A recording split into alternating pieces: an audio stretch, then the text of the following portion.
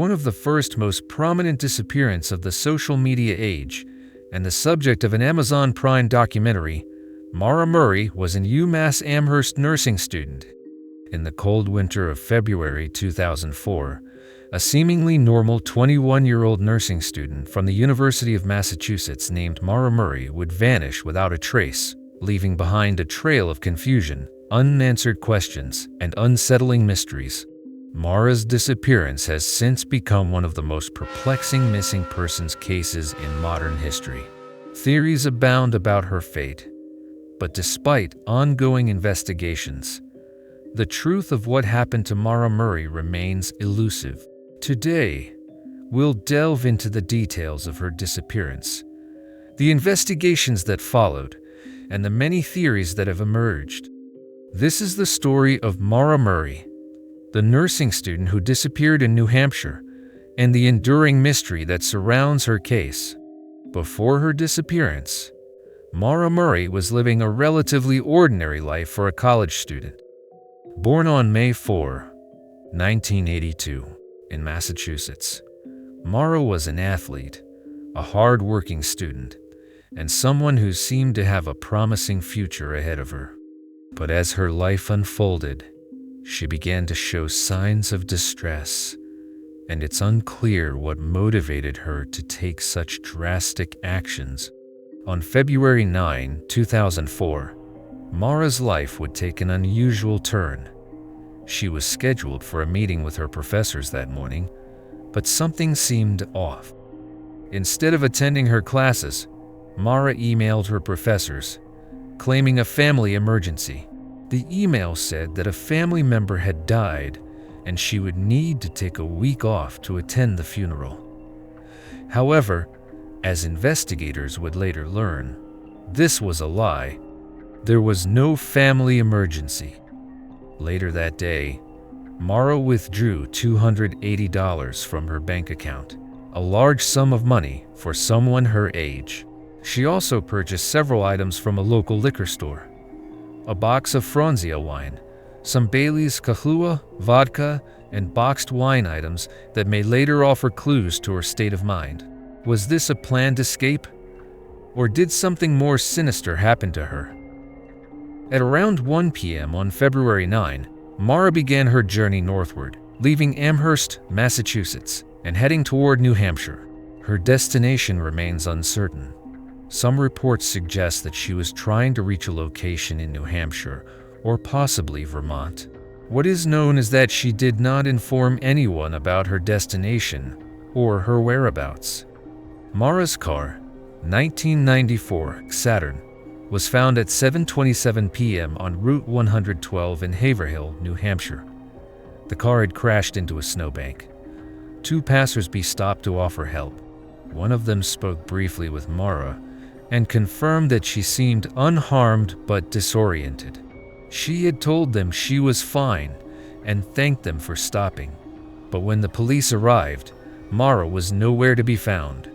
Upon investigation, police found several unsettling details in Mara's car. The vehicle contained a box of Franzia wine and a bottle of liquor. There was also a soda bottle with a strong odor of alcohol. These items may suggest that Mara was under the influence of alcohol at the time of her crash. However, no signs of foul play were immediately evident.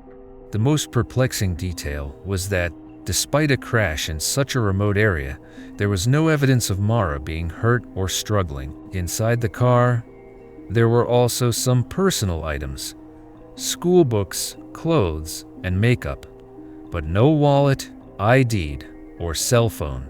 The cell phone's disappearance is particularly curious. Authorities believe that Mara's phone was discarded or lost in the confusion after the crash. However, her family and investigators have often wondered if she intentionally left her phone behind as part of a larger plan. As the days turned into weeks, the investigation into Mara's disappearance continued, but no concrete leads surfaced. Several theories have emerged over the years, each more perplexing than the last. Was Mara the victim of foul play? Did she disappear on purpose? Or was there something else at work? One theory that has circulated is that Mara intentionally disappeared. Proponents of this theory point to her behavior, leading up to the disappearance, lying to her professors, withdrawing large amounts of money, buying alcohol, and even printing out maps of remote areas. Some believe she may have been experiencing personal turmoil, perhaps related to her family or the pressure of her nursing studies, and that she saw fleeing as the only option. Another popular theory is that Mara was the victim of foul play. Some believe that she was abducted by someone who stopped to help after the crash, or that she encountered a stranger who harmed her. Investigators did not find any evidence of a struggle at the crash site, but the fact that Mara disappeared so quickly and without a trace has led many to consider the possibility of abduction. Another possibility is that Mara was not abducted, but simply wandered into the woods after the crash and succumbed to the elements. The area around the crash site was heavily wooded, and temperatures that night were extremely cold. It's possible that, in her disoriented state, Mara wandered away from the car, unable to find help. In this scenario, her body could still be in the woods, but no trace of it has been found. In a more psychological interpretation, some theorize that Mara may have experienced a mental breakdown. This theory suggests that Mara's emotional state, possibly exacerbated by academic and personal pressures, led to a temporary break with reality. This could explain her erratic behavior, the crash, and her sudden disappearance without explanation. Despite extensive efforts, Mara's case remains unsolved. Local police, state authorities, and volunteers conducted searches in the days following her disappearance. However, the harsh winter conditions and the remote location of the crash site complicated the investigation. Even with the extensive media coverage, no significant leads emerged, and her case grew cold. One of the biggest challenges investigators faced was the lack of physical evidence. There were no fingerprints, no traces of blood, and no signs of struggle. The fact that Mara's belongings were left in the car, but there were no signs of her whereabouts, raised more questions. Did she leave willingly? Or did something more sinister occur that made her vanish so quickly? Over the years, the media has played a significant role in keeping Mara's case in the public eye. Several documentaries, podcasts, and news specials have been produced, all attempting to uncover new clues about her disappearance. One notable podcast, Missing Mara Murray, has gained a large following and has sparked new theories, online communities, and debates surrounding the case. Despite this, the lack of concrete evidence has left many frustrated, and the case remains one of the most puzzling unsolved disappearances in modern history. As of today, Mara's case remains open. New developments have surfaced from time to time, but nothing has led to a breakthrough. In 2017, there was renewed interest in the case after new searches were conducted in the area surrounding the crash site. However, once again, no significant evidence was found. Some have pointed to a theory involving a mysterious man seen near the crash site. This man, who some believe may have been in the area at the time of Mara's disappearance, has remained unidentified. Could this person have been involved in Mara's vanishing? Or was he simply a bystander? As of now, his identity and role in the case remain a mystery. Over 18 years have passed since Mara Murray disappeared, and the case remains as perplexing as ever. Theories abound, but no one knows for sure what happened to her that cold night in February 2004. Was she the victim of foul play, or did she vanish on her own accord? Could she still be alive somewhere, hiding from the world? Or did the harsh winter elements claim her life? For Mara's family, the unanswered questions continue to haunt them. Her father, Fred Murray, has dedicated his life to finding out what happened to his daughter, continuing to search for answers, even as the years slip by. Mara's case is a reminder that some mysteries remain unsolved, no matter how much we want to know the truth. If you have any information on the disappearance of Mara Murray, authorities urge you to come forward. The case may have gone cold, but the search for answers is still very much alive. On September 14, 2007, a quiet 14-year-old boy named Andrew Gosden left his family home in Doncaster, South Yorkshire, England. It was an ordinary Friday morning. His parents believed he was heading to school, as usual. But by the end of the day, their world would be turned upside down. Andrew hadn't gone to school. Instead, he vanished. Andrew was a bright and introverted teenager, known for his academic brilliance and love of metal music. On that fateful morning, he withdrew nearly £200 from his bank account, skipped his school uniform for casual clothes, and purchased a one-way train ticket to London. CTV footage captured him arriving at King's Cross Station at 11:20 a.m. From there, the trail goes cold. He was never seen again. For years, investigators and the public alike have tried to piece together Andrew's final known movements. Why did he withdraw his money and leave so suddenly? Why London? And most hauntingly, what happened after his arrival? Some theories suggest he may have traveled to London to attend a concert. Andrew was a fan of bands like 30 Seconds to Mars, and a show was happening that night. Others speculate he might have visited for an intellectual interest, perhaps drawn to a Tutankhamun exhibit at the British Museum, something his father remembered him mentioning in passing. But the truth remains elusive. Despite extensive media coverage, public appeals, and even age progression photos, no credible leads surfaced for over a decade. In December 2021, hope seemed to stir. 2 men were arrested on suspicion of human trafficking and kidnapping linked to Andrew's case.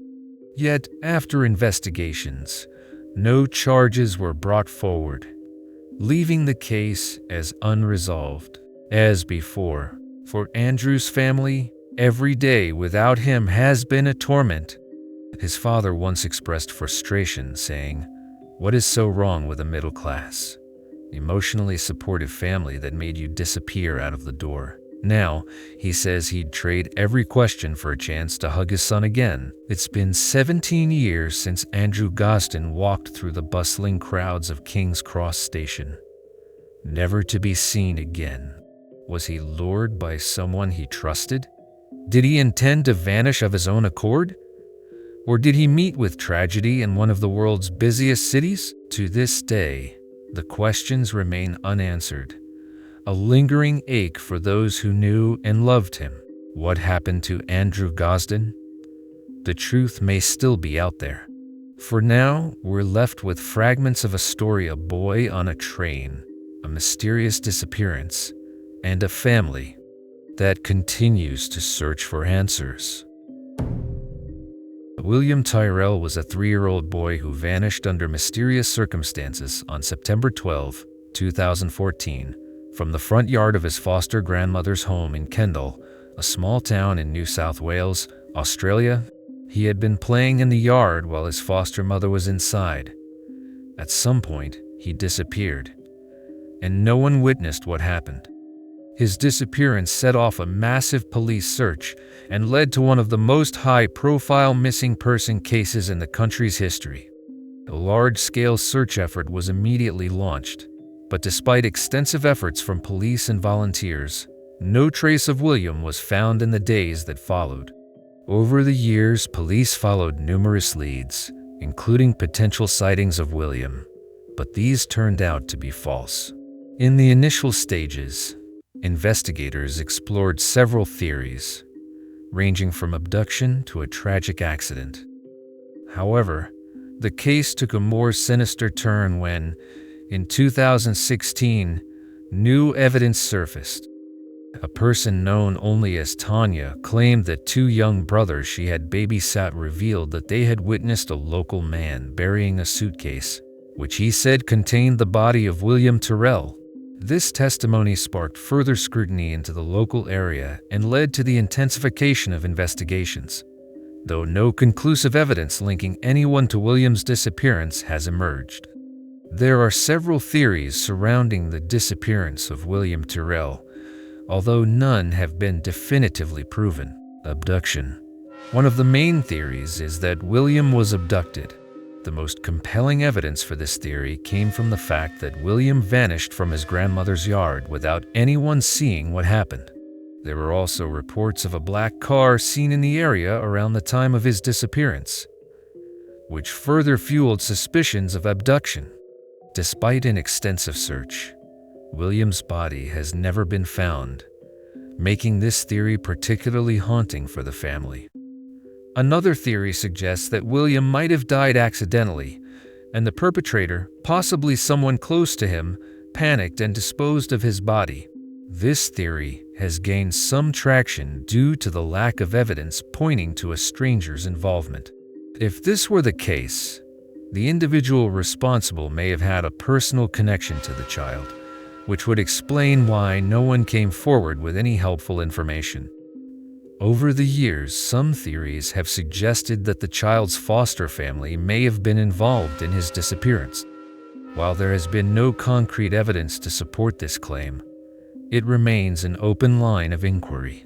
In particular, the foster mother's initial statements about what happened that day have been scrutinized, as they seemed inconsistent at times. Still, police have not made any formal accusations against the family, local community, and other suspicious individuals.